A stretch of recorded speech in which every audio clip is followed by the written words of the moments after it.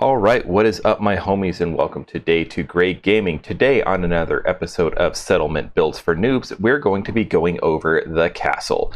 Just as a quick spoiler warning, there is going to be spoilers here because this is a settlement that you unlock via questline. So if you do not want to hear spoilers, leave now. Did they leave yet? Okay, so the castle, if you are not aware, is a settlement location that is unlocked via the railroad questline. It is located here at the eastern edge of the map, so it is a coastal settlement, hence all the water that you see around you. And it's accessible from two main areas. You have this little spit of land here, which I'm facing, and then you have another in the back, which we will be looking at in a little bit. For this build that I'll be showcasing today, this is a restoration build. So rather than trying to take a settlement and gutting it completely and turning it into something that it's not, and rather than trying to make a settlement really a whole lot better than what it has any right to be, this is a build where I wanted to actually see if it was possible to repair the damage to a pre-war structure. And the castle is a pre-war fortification, and I wanted to see what it would look like if you actually restored the fort to full working order. And so that's what we've done here today. So it's a bit of a modification on my standard wall build because the walls already exist. They're just full of holes. So I wanted to find a way to fill in the holes where they exist and actually make a decent settlement out of the fort without really ruining the aesthetic value that it already carries on the way to the game. Today I'm going to be doing things a little different because the outside perimeter of the fort is kind of boring. It's just a brick wall. I'm going to be trying out some console commands to actually get an aerial view of the settlement before we actually run inside and take a look. So let's go ahead and get at it.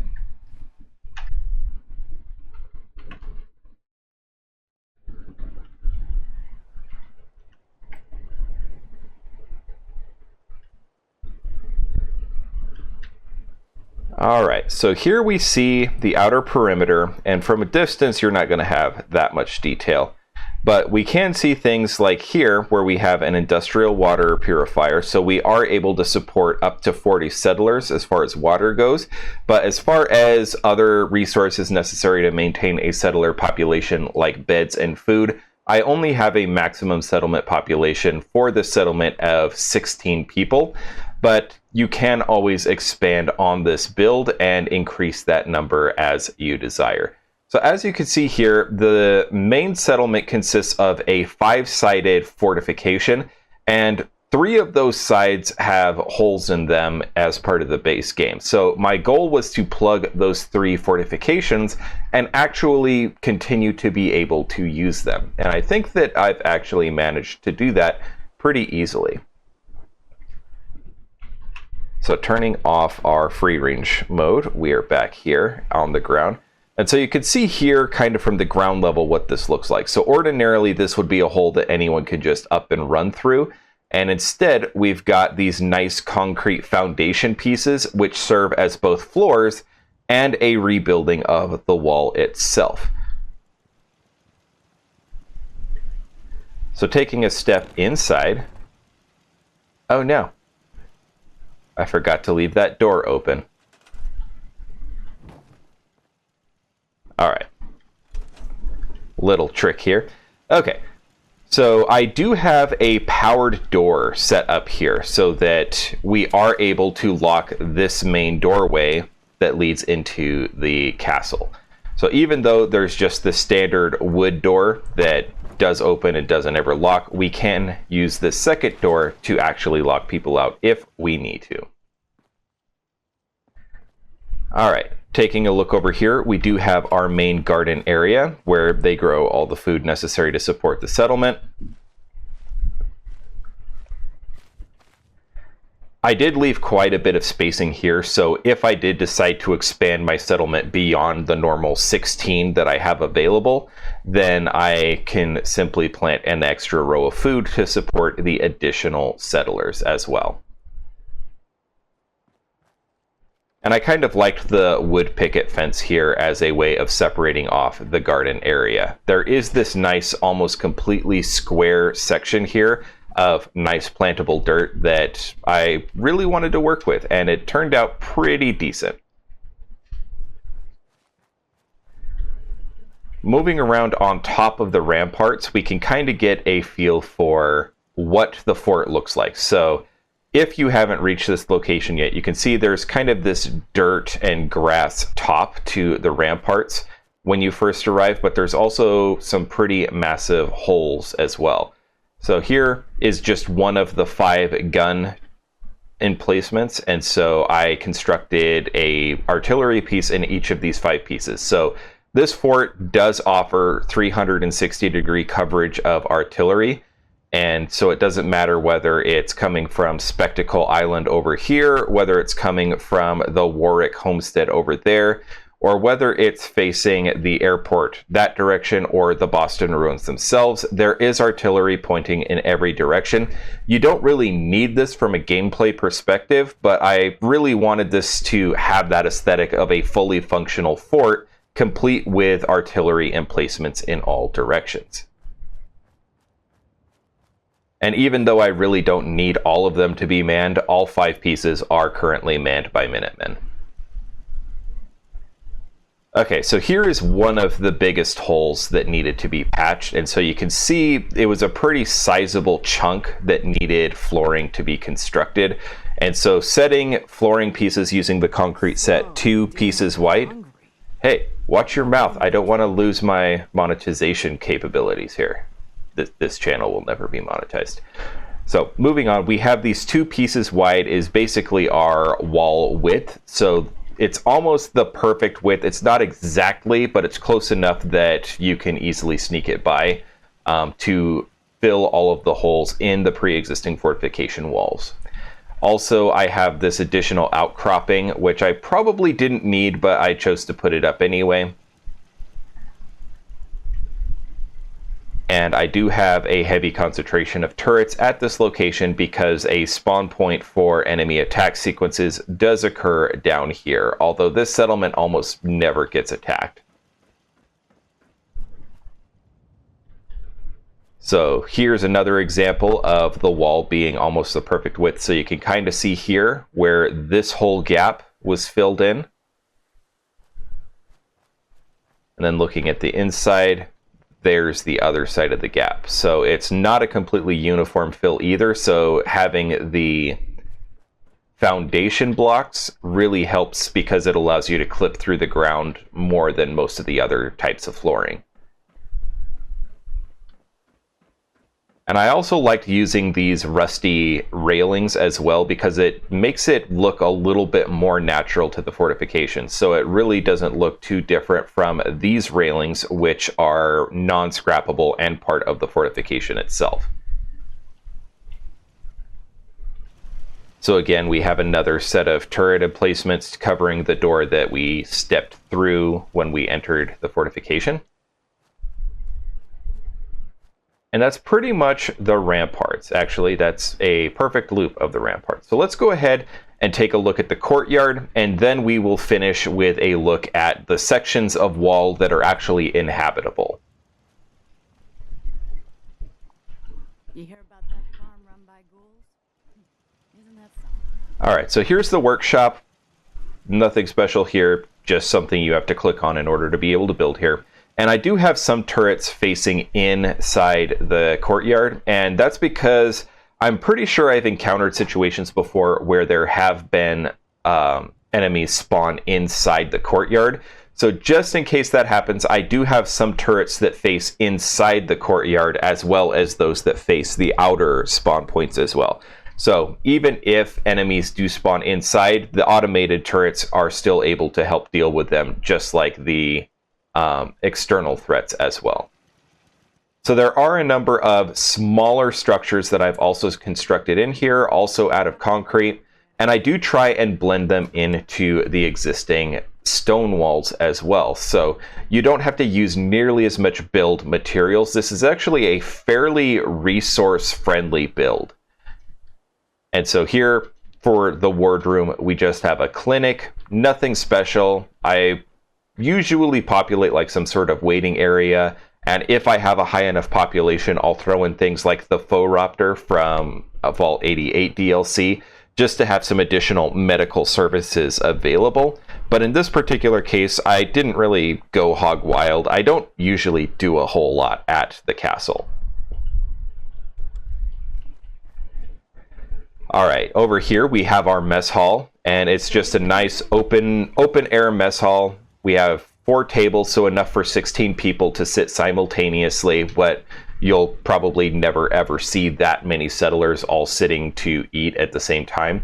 We do have a soda fountain, which is kind of a bit of a luxury here in a post-apocalyptic fortification, but we have one. And we also have your standard layer 3 or level 3 bar as well. And because this is such a resource and object friendly build, I did go ahead and throw a little bit more decoration than I normally do as part of this project. And up on the roof, we also have our power armor display. So the green paint job is, of course, a Creation Club skin that you can buy or wait for it to go on sale for free like I did. I don't buy anything from the Creation Club, but I do have 5 suits of T60 power armor. So about half of the settlers who are permanently settled here do have a set of T60 power armor, which gives them a better ratio than the Brotherhood of Steel. And all of these suits probably came from the Brotherhood of Steel, so it's the same grade. So for a in-world explanation, it's kind of nice to know that if they were to be attacked, then they have the ability to fight back on relatively equal footing. All right, over here we have our market and just some basic decoration, nothing fancy. And nobody's currently working here. It's just a marketplace. So if I started attracting more settlers, then they would start being assigned here. So it's just all of your shops that don't fit into that clinic or bar type of category. So your clothing, your weapons, your general trader, and your armorer are all located in here. So it's a nice one-stop shop type of market. And the reason that it's located here right next to the mess hall is because there is a main entrance to this fortification. So you can see from the fact that this is all nice and post-war construction that this used to be a massive hole. And this is the main way that most players will actually locate the fort. And I've gone ahead and gone with my normal powered door in order to actually provide an actual fortification. So once again, this hole has been completely plugged using our concrete fortification, but we do have this nice heavy steel door. So if we do need to lock the fort down, we can just flip a switch and it's protected. Or if we want to allow caravans to come in and trade, then we simply can flip the switch and the door goes open. So normally I just keep this closed and call it a day. All right, and then we do have this radio shack here in the courtyard that's unscrappable. It's a permanent part of the settlement, and I mean, not much you can do with it.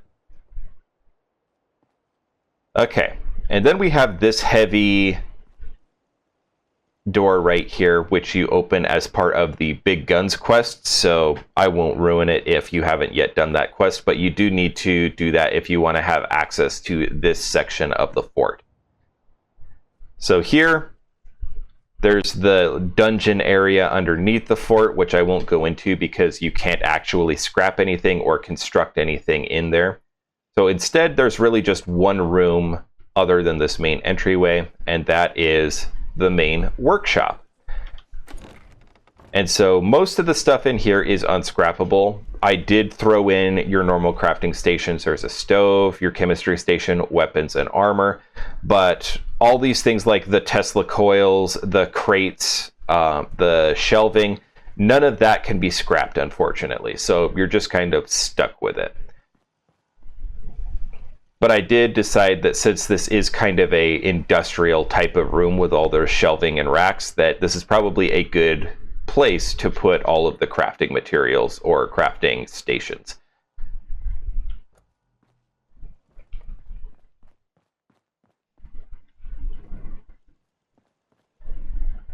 All right. So now, other than that, there is really one other area that you have complete access to, and that doesn't come in there. That's the way we entered.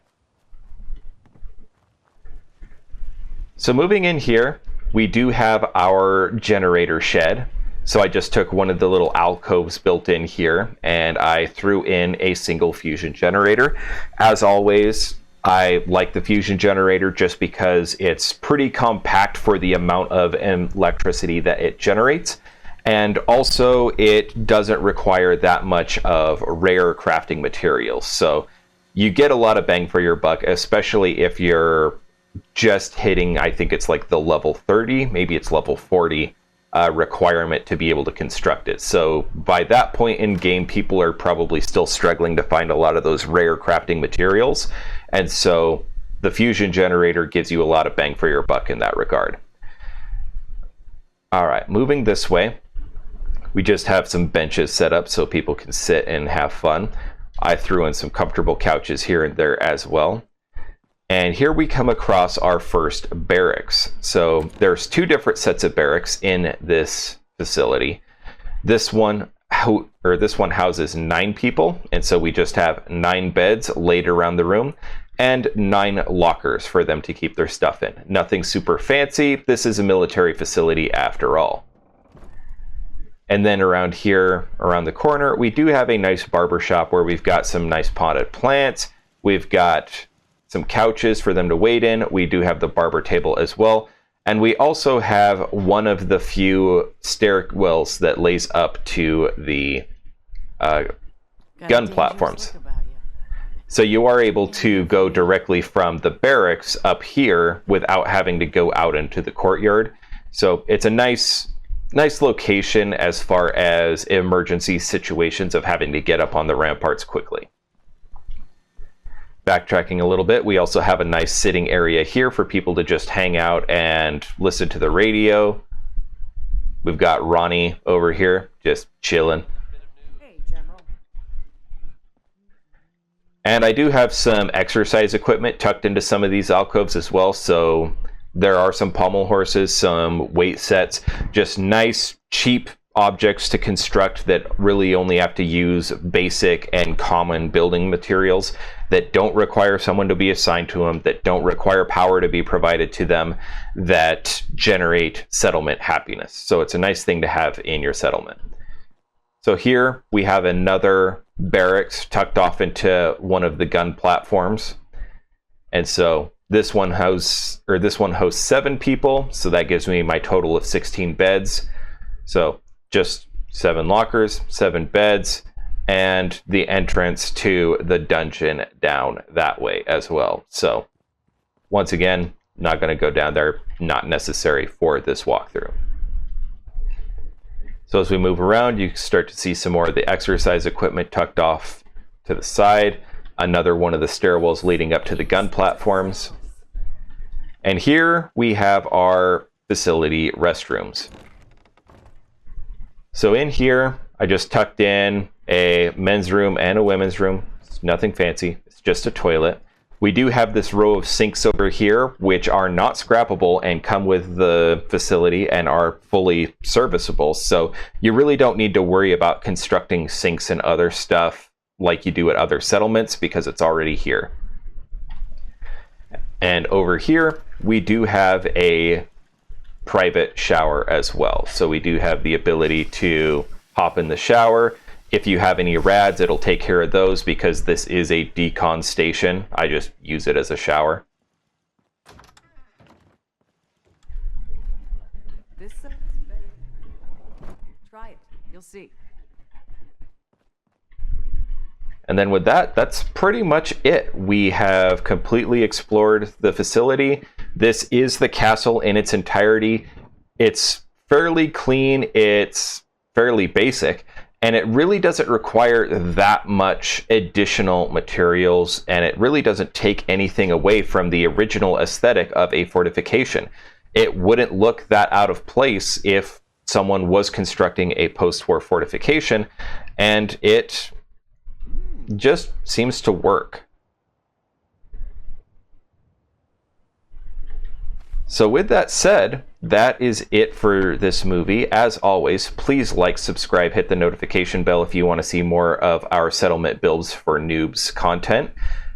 I really enjoyed doing these sorts of builds. I really enjoyed playing around with the castle, trying to rebuild the sections of wall and actually making this look like a once again serviceable fortification. So if you have any feedback or suggestions for my next video, please drop them in the comments below. The more engagement that I get on this, the more likely I am to actually reach other people, and the easier it is to stay motivated to do movies just like this. So without any further ado, and without any more gilding the lily, this has been Great Gaming signing off. Have a great day and stay safe, everyone.